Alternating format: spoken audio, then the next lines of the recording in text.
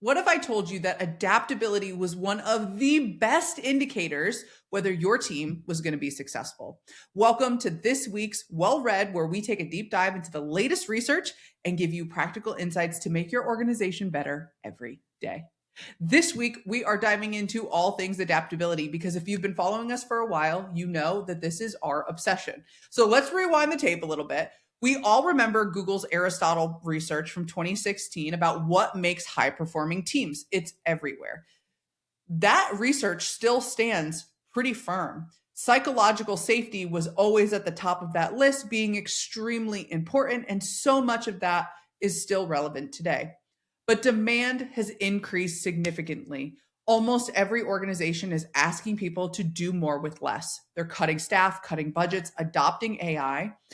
We mentioned a study last week showing 3 or 4 major change initiatives on 2027 roadmaps within organizations, which is almost double what psychologically people can stand.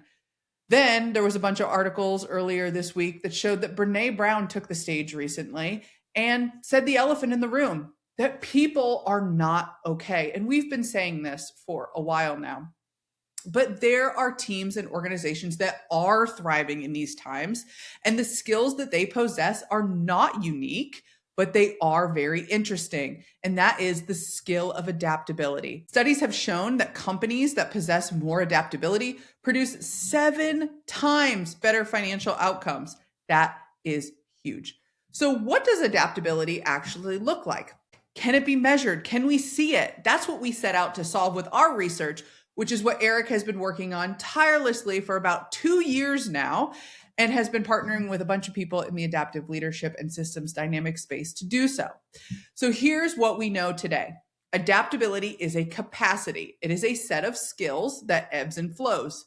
It is not a character trait that you have or you don't have. And I know that might differ from stances taken in popular personality assessments that are on the market. There are 3 capacities within the capacity of adaptability that determine your level of adaptability. The first one is the foundation. It is trust. It's the backbone of any relationship, including the ones that you have with your team and with your organization. So when trust is low, your organization becomes the Hunger Games. Everybody's competing against each other, even though they're on the same team. We have all either been in that organization or known somebody who is in that organization, and it is terrible. To be adaptable, the team has to work well together, and that requires an extremely high level of trust. The second capacity is learning. Do you learn from your experience? This isn't about intelligence or IQ. This is really about the ability to take experience from one area and apply it to another. High learning capacity means that you're less likely to make the same mistake twice. You're always iterating. You're always learning just as much from failure as you are from your successes. And then the last capacity is risk taking. Are you afraid of failure? Do you have an environment where people can fail safely? To be able to adapt, you have to be willing to take smart risks without 100% certainty of the outcome. The organizations at the forefront of technology are the ones willing to put out new products and new services, even if that means that they need to kill them later on. All 3 of these, trust, learning, and risk-taking, are all dynamic. They can be taught, they can grow, and they can diminish.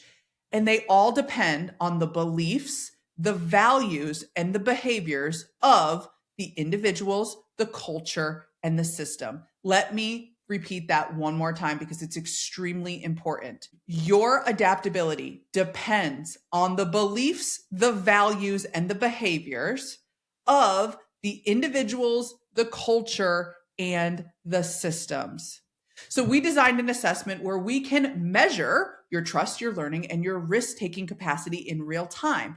And then together, those 3 scores make up your adaptive capacity index. And because we measure an organization at the organizational level, its frame of reference is from the team, which can be very different from how someone shows up in their personal life. Someone might have really strong adaptability in their personal life, but put in a situation within the workplace where trust is weak or learning and risk-taking is weak, might not be as strong. This is because it's not about the individuals, it's about the systems and the culture. So once you know how adaptable your team is, you can do a better job at actually pacing change, which is exactly what Brene Brown was going to. Most organizations are pushing change so quickly that they are breaking people. And I am all for a BHAG, a big, hairy, audacious goal that pushes people to their limit. But when that happens over and over without success, morale wears down, trust wears down, learning and risk taking decrease as fear increases. People go into fight or flight, and that's where a lot of organizations are right now. So, the adaptive capacity diagnostic is an organizational glimpse into the capacity available right now, whether the team is capable of high levels of change or whether you need to take time to build one of these capacities before you invest hundreds of thousands or millions of dollars into your new initiative. Because if people aren't ready, change isn't going to happen. You're going to be met with roadblocks. You're going to be met with resistance. So if I were running an organization today, planning significant changes over the next few years, I would want to know how adaptable my organization is first. It takes that intangible guess and makes it tangible. It makes it visible. And because it's a snapshot in time, we can also measure it again in 6 months or a year and see how adaptability has shifted based on your interventions. The first step is always awareness, understanding what's really going on underneath the surface. Okay, couple of quick plugs. First, if you are an executive and you are planning major change within your organization, then check out the Adaptive Capacity Diagnostic. Email us at info@welledstrategies.com. We'll send you all of the information. The organizations that we have been using this with have seen great success and awareness into their actual problems. Number 2, we're really excited to announce the free beta version of the Adaptive Capacity Diagnostic for individuals. This is a snapshot of your own individual adaptive capacity, and it also includes some ways to improve it. And while it doesn't necessarily reflect the same score that it would in the organization, it's still awareness and allows the individuals to start working on themselves, which is always extremely valuable. Finally, we are running a complimentary workshop on trust next week. What it is, how to build it, how it's broken, and how to fix trust issues at the root. I feel like everybody right now is saying, just build trust, build trust. You just need to build trust, but nobody actually understands what trust is. But we do, and we're giving it away for free because we believe that people need this so badly in their organizations right now. So you can register for that training at welledstrategies.com/events. And if you can't attend, you're still going to get the recording, which is amazing. So we hope you will be there. That's it for today's Well Read. If you want to continue the conversation, you can always email us info@welledstrategies.com or book office hours with us. We would love to chat. We will see you next week.